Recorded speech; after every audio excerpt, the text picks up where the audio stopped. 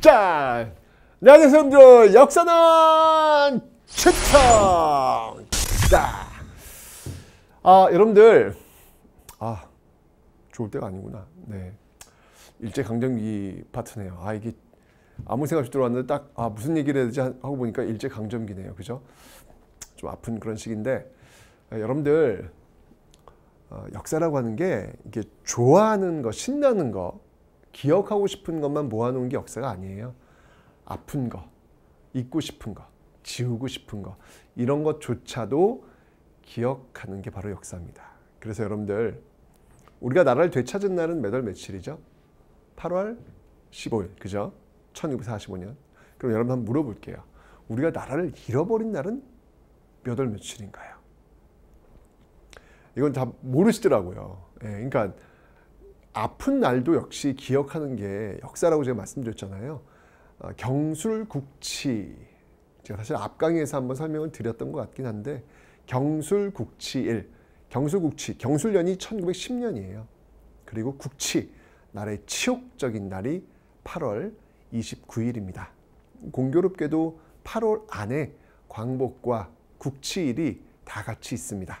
8월 15일이 광복절이고, 그리고 8월 29일이 국치일, 나라의 치욕적인 날이다 라는 것을 한번 여러분들 꼭 좀 기억해 주시면 좋겠습니다. 지금부터 1910년 8월 29일부터 1945년 8월 15일까지의 역사를 여러분과 함께 달려가 보도록 하겠습니다.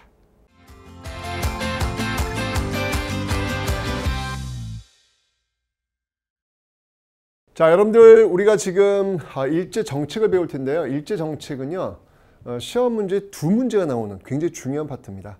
근데 여러분들, 이 문제는요, 굉장히 쉬운 문제예요. 어려운 문제가 아니기 때문에 여러분들도 반드시 맞춰 주셔야 될 그런 문제다라는 것을 제가 말씀드리고요.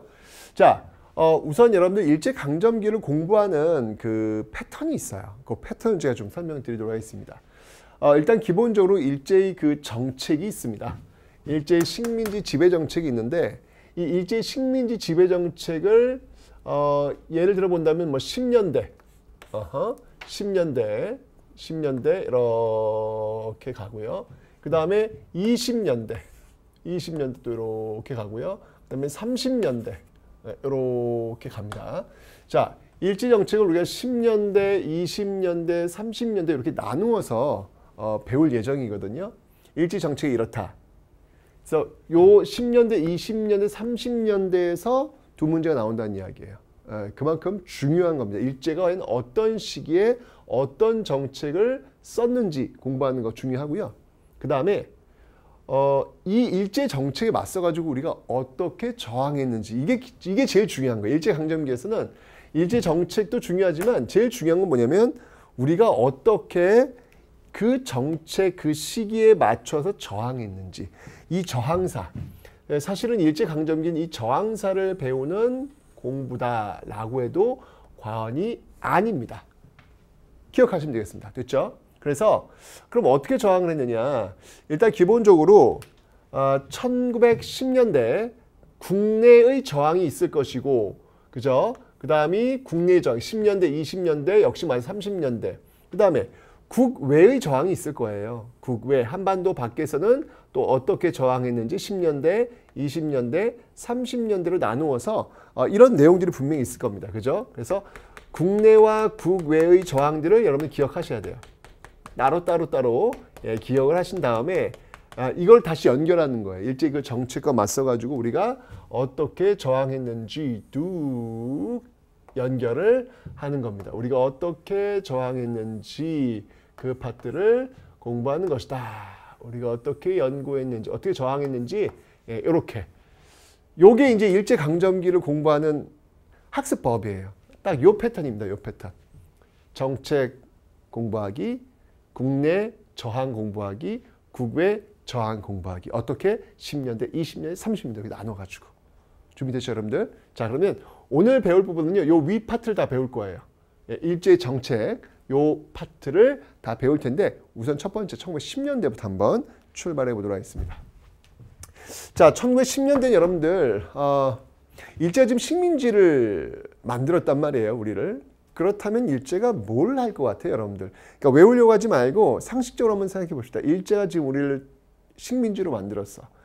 그러면 강제로 뺏은 거니까 당연히 저항이 심하겠죠. 그죠? 그러면 그 저항들을 어떻게 해야 될까? 찍어 눌러야 되겠죠. 찍어 눌러야 되겠죠. 네. 그래서 일제 강점기 이 1910년대를 우리는 무단 통치라 그래요. 싸울 무자. 예, 그러니까 뭔가 느낌 자체가 안 좋아요. 지금 무서워. 예, 군인들이 왔다 갔다 할 것 같은 어떤 그런 분위기 맞습니다. 이게 바로 1910년대 식민지를 만들면서 나타냈던 분위기다. 자, 그래서 이때 가장 꼭대기에 있는 인물이 누구였냐면 바로 총독이었습니다.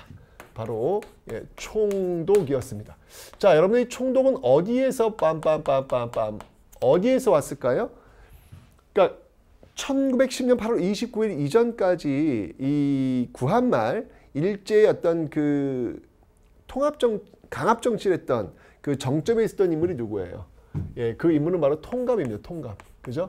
근데 이 통감이 아니라 이젠 아예 그냥 지배하기 위해서 이 총독이 지금 파견되고 있다라는 건데, 이 총독은 그러면 자격이 있어야 돼. 어떤 자격이냐면 오로지 군인이어야 합니다. 오로지 군인이어야 합니다. 그러니까 무관 출신이어야 된다는 이야기지. 얼마나 무섭겠어. 군인들이 지금 총 들고 말이야. 그죠? 이런 모습들이 1910년대 모습들을 지금 보이고 있더라라는 이야기예요. 자, 그렇다면 이 총독을 또 서포트해주는 그런 사람들이 있겠죠. 네, 항상 나라 팔아먹는데 앞장섰던 그런 인물들이 있을 거예요. 그런 사람들이 모여있는 공간이 있는데 거기가 어디냐면 바로 중추원이라는 곳입니다. 중추원. 중추원 이거 들어봤는데? 가만히 있어보자. 고려시대에도 중추원이 있었고 왜 추밀과 승선이 역할들을 하고 있다라고 설명드렸잖아요. 그죠? 그 다음에 독립협회에서도 중추원 관제, 의회 설립 운동과 연결이 있었는데 아하, 그 중추원이네요. 지금 또 나왔어요.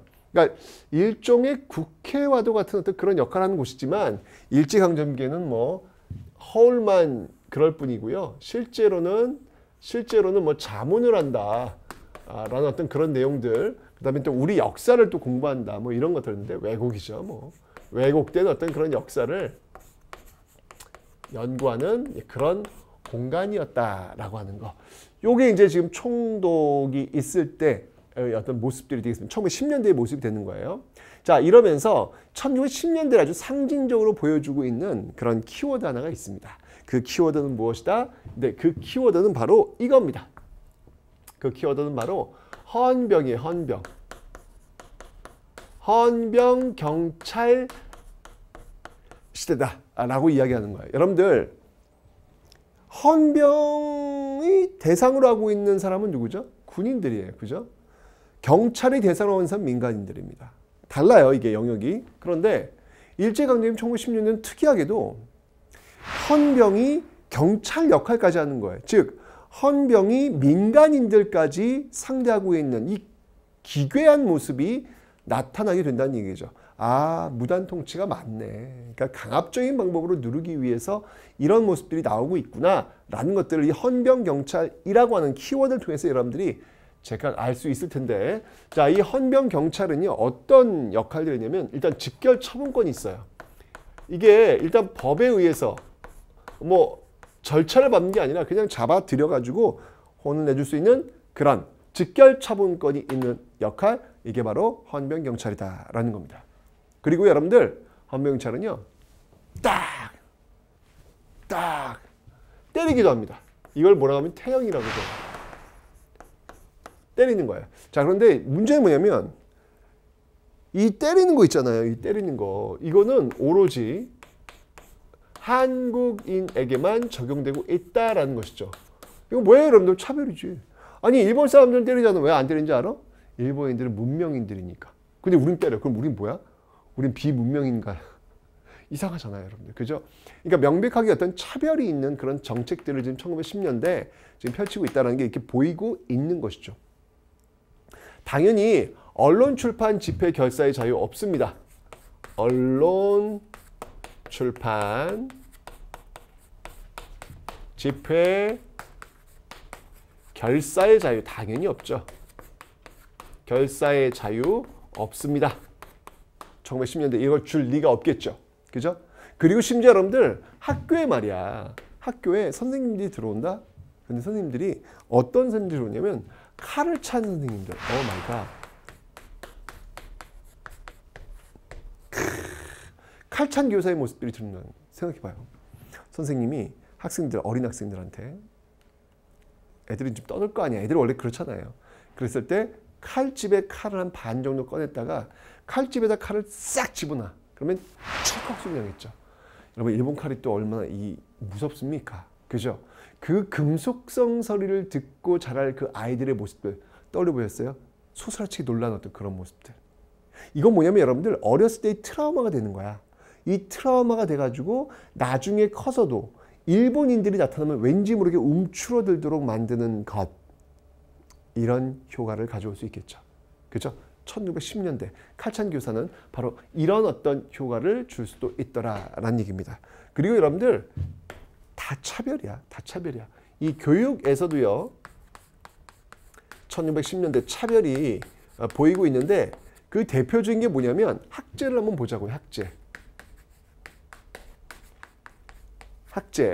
학제가 예를 들면 보통학교라면 지금 초등학교를 얘기하는 거예요. 보통학교가 한국에 있는 학생들은 몇 년이면 4년이에요. 4년. 그런데 일본인 학생들은요. 6년이에요. 6년. 뭐야 이게 지금. 그러니까 여러분들 지금 초등학교 몇 년이야. 지금 6년, 6학년까지잖아요. 그죠? 그런데 우리 한국인들은 4학년까지만 다니라는 거야. 일본인들은 정상적으로 6학년까지 다니고. 왜? 한국인들은 더하기 빼기 읽기 쓰기 이 정도면 충분하다는 얘기예요. 왜? 식민지 백성이니까 일본 사람들 말 잘 들으려면 말하기 듣기 읽기 쓰기 더하기 빼기 정도는 해야지 딱 거기까지 가르치는 거예요. 뭐야 이게. 명백히 차별이죠. 그죠? 이게 지금 1910년대 보이고 있는 모습들. 일제가 지금 식민지로 만들기 위한 그런 모습들을 지금 이런 식으로 지금 1910년대 세팅을 해놨구나 라는 걸 알 수 있습니다. 이게 지금 정치 차원에서 어떤 모습들이에요. 가슴 아픈 모습들입니다. 식민지가 된다는 건 이런 거예요. 나라가 없다는 건 이런 거예요. 자신의 삶이 모두 차별을 받으면서 노출될 수밖에 없는 것, 그게 바로 식민지입니다. 여러분들은 지금 식민지라고 하는 그 시간을 경험해 보지 않으셨기 때문에 느낌이 잘 없으실 거예요. 이런 모습을 통해서 상상을 통해서 한번 여러분들이 식민지란 무엇인지, 그 식민지라는 것이 내 삶에 어떤 영향을 미치는 것인지를 한번 간접 경험 한번 해보시기 바랍니다. 1910년대 정치였고요. 이번엔 경제를 볼게요. 자, 좋아요. 정책으로 막 강압적으로 찍어 눌러. 그럼 경제는 뭘 해야 될까? 경제적으로는 아니 지금 식민지 만들었으니까 제일 먼저 할 거면 식민지 땅 가져가는 거겠죠. 그죠? 그래서 시작한 게 바로 토지조사 사업이다라는 거예요. 이 토지조사 사업의 방법은요. 어떤 방법에 의해서 이루어지냐면 신고주의입니다. 신고주의. 네, 신고주의고요. 그 다음이 증거주의예요. 무슨 말이냐면 토지를 갖고 있다는 사람이 증거를 가지고 신고를 해야 돼. 안 하면 어떻게 되는 거예요? 뺏기는 거예요. 예, 신고를 해야 되는 거예요. 자, 예를 들면 이런 거죠. 이 일본인들이 이제 뭐라고 이 토지 사업을 자랑을 하냐면 근대적 토지 소유권이 확립됐다. 근대적 토지 소유권이 확립됐다. 이게 바로 토지 조사 사업의 역사적 의의다라고 이야기를 해요. 근데 여러분들 이 근대적 토지 소유권 확립이라는 말 어디서 들어보지 않았어요? 이 기억이 나야 되는데 어딘가에서 들어봤는데 얘기했는데 제가 대한제국 광무개혁 때 직계 발급하면서 제가 이 근대 토지 소유권 확립했다라고 말씀드렸잖아요. 그죠? 러일 전쟁이 벌어지면서 그게 흐지부지 됐고 이제 이 뒤에 이어서 이제 일제가 이런 식으로 토지 조사 사업을 통해서 바로 이 토지 소유권 문서화시키는 어떤 그런 작업을 해내고 있는 겁니다. 근데 진짜 목적은 뭐였냐면요. 이거예요. 일제가 지금 식민지 통치를 할 거 아니야. 그럼 통치 자금이 필요할 거 아니에요. 돈이 필요할 거 아니에요. 맞습니다. 바로 재정 확보.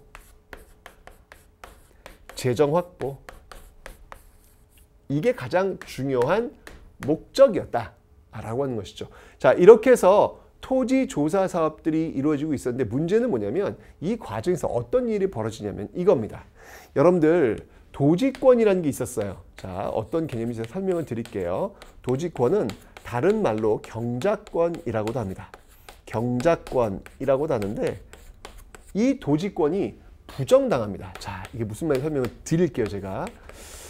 여러분들 이 당시에 이 한국인 농민들은 대부분이 소작농이었어요. 소작농. 그죠? 그러니까 땅이 없단 말이야. 땅이 없는데 이럴 땐 어떻게 하냐면 땅이 있는 지주의 땅을 빌려가지고 농사를 짓는단 말이에요.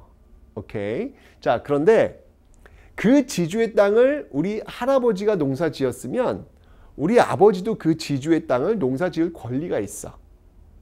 그리고 나도 그 지주의 땅을 농사 지을 권리가 있는 거야. 그리고 내 아들도 그 지주의 땅을 농사 지을 권리가 있는 거야. 이렇게 대를 이어 내려가는데 여기에 지주가 아무리 자기 땅이라고 해도 함부로 너 이제 그만둬 이러지 않았다는 거예요. 이걸 우리 뭐라고 하냐면 경작권이라고 하는 거예요. 그 토지를 경작할 수 있는 권리, 소유주는 아니었지만 경작할 수 있는 권리가 있다는 얘기예요. 그런데 이 토지 조사 사업을 시행하는 과정에서 바로 이 도지권 경작권이 부정이 돼요. 부정이 되니까 이 농민들이 어느 모습으로 전락을 하냐면 모두 다 계약제, 농민으로 떨어지게 되는 계약제 농민으로 떨어지게 되는 이 숫자는 점점 많아지게 되는 것이죠. 이런 모습들이 지금 나타나게 되더라라고 하는 겁니다. 농민들의 생활은 1910년대 이 토지 조사 사업을 통해서 더욱더 열악해지고 있구나라고 하는 것을 여러분들 지금 눈치채셨을 겁니다. 또 있어요. 자, 1910년대 이게 일단 기본적으로 여러분들 일제가 지금 식민지를 만들어야 되니까 무수히 많은 법들을 만들어요. 무슨 령. 자, 어떤 령들이 있는지 한번 그 령들을 한번 살펴보도록 하죠. 자, 령. 이 령 중에서 대표적인 령이 있어요. 그 령이 뭐냐면 얘 바로 회사령이라는 겁니다. 회사령. 느낌이 오시죠, 여러분들? 뭔가 회사를 세울 때 필요한 법령인가 보다라는 얘기를 생각이 드실 거예요. 맞습니다. 이 회사령의 핵심은 뭐냐면 회사를 세울 때 조선 총독이 허가를 해야 돼. 허가제. 자, 허가제니까 당연히 우리 민족자본이 회사 세우려면 허가를 내줄까 안 내줄까? 안 내주겠지. 그러니까 자연스럽게 민족자본은 타격을 입을 수밖에 없어요. 성장이 안 되는 거야. 야, 이 큰일 났네. 민족자본 분명히 구한 말에 메가텍 화폐 정리 사업으로 한번 타격이 입었는데 이제 일제강점기가 되니까 아주 회사 세우는 것 자체를 지금 봉쇄시키려는 이런 제도를 만들고 있네, 지금. 그죠? 자, 뿐만 아니라 여러분들 령 많아. 무슨 뭐 삼림령, 나무 베지 마라. 자기들이 가져가겠다는 이야기죠. 그 다음에 광업령, 아무나 채굴하지 마라. 왜? 자기들이 가져가야 되니까. 이런 무슨 령들을 계속 만들면서 일제의 어떤 그 식민지 경제 시스템 이런 것들을 지금 구축하고 있다라는 거. 이게 바로 1910년대의 모습이었습니다. 그랬군요. 1910년대 일제 통치가 시작되면서 1910년 8월 29일부터 이 경술국제가 시작되면서 일제는 정치적으로 무단 통치, 헌병을 앞세운 무단 통치, 경제적으로는 토지 약탈에 앞서고 있는 모습들. 1910년대 아픈 시대의 모습이었는데 중요한 건 뭐냐면 일제가 이제 이 정책을 바꾸게 됩니다. 왜지? 왜 일제가 이렇게 착해졌지? 도대체 무슨 이유가 있길래 이들이 10여 년 동안 취했던 이 정책을 바꾼 것일까요? 그 이유를 한번 살펴보도록 하겠습니다.